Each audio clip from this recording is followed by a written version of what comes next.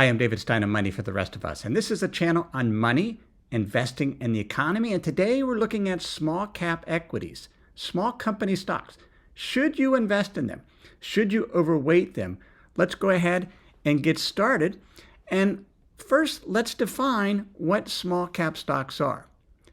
Now, stock market capitalization is a measure of company size, and it's the number of shares outstanding times the price.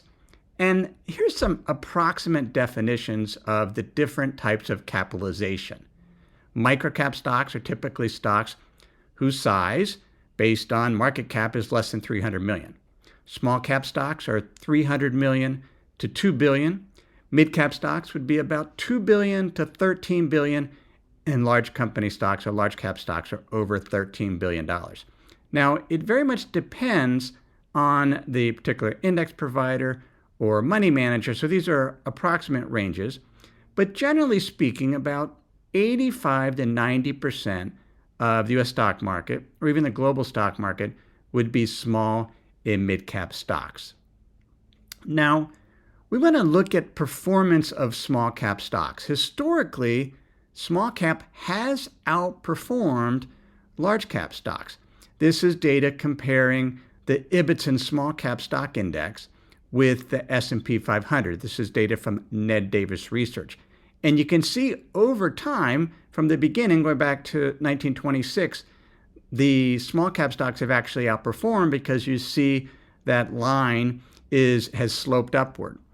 But the tables show that there are periods when large company stocks have outperformed and when small company stocks have outperformed. And we can go through very, very long stretches. If we look at what has gone on over the past decade, large company stocks have outperformed small company stocks. So it's been really since around 2000 through 2011 that small cap stocks have outperformed. The other interesting thing from this data is it shows that when small cap outperforms, it does so by a significant amount compared to large cap stocks. Its returns, small caps have returned around 25% annualized when they're outperforming. But when they're underperforming, they don't lag by as much, but the returns have actually been negative. And so small cap stocks, when they do well, they do very, very well. And when they're not doing well, they don't do so well and have actually had negative returns. Now, if we look at current valuations of small cap stocks versus large, and this is looking at what is known as earnings yield or the forward earnings yield, and that is the expected earnings divided by the price. It's the inverse of the price to earnings ratio. And with earnings yield, the higher the earnings yield, the less expensive the valuation, the more attractive the particular asset class is. Now, in this case, we're comparing large cap versus small cap, the difference. If we look at the difference between large cap earnings yield and small cap earnings yield, the difference is negative, which means the earnings yield of small cap right now is higher than the large cap earnings yield, which means small cap is cheaper. In fact, small cap is as cheap relative to large cap as it's been since the year 2000. Now, we can break down large cap and small cap by styles. Now, again, we're looking at earnings yield, and this compares the current large cap growth earnings yield, large cap value, small cap growth, and small cap value. And if the metric is above its median, then it's cheaper than average. And what we see is the only area of the market that's cheaper than its long-term median is small cap value. And so we're in a period where small cap is attractive, particularly small cap value, but that's because it's underperformed for a decade. Now, when we look at academic studies, and I did a very in-depth look at this in episode 370 of the Money for the Rest of Us podcast, and I was trying to find out, well, why does small cap outperform? And does it outperform? Now, we've seen some data that shows it does outperform, but academics have done a number of studies looking at historical data, some going back to the 19th century, trying to figure out what particular factors, which are persistent drivers of return, what actually outperforms over the long term. Does small cap, does growth, does value, does quality? one of the things they found out consistently from different studies is that value outperforms and momentum outperforms. Momentum are stocks where there's a definite trend, where growth is trending or earnings are trending. And so you have a definite trend, and sometimes that trend, be it price or earnings, is accelerating. There's momentum there.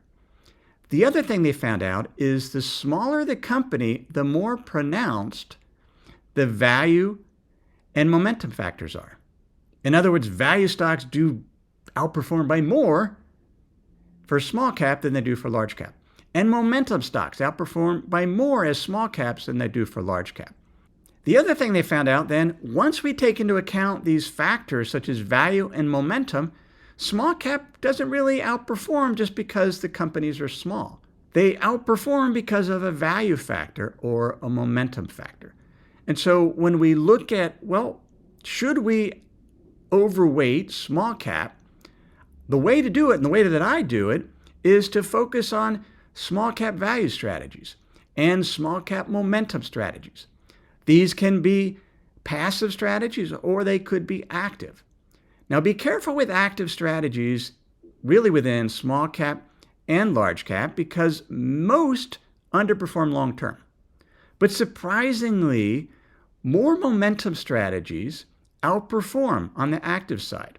In fact, over the past 3 years, Morningstar shows that more than half of active momentum strategies in the small cap space have outperformed the comparable passive option.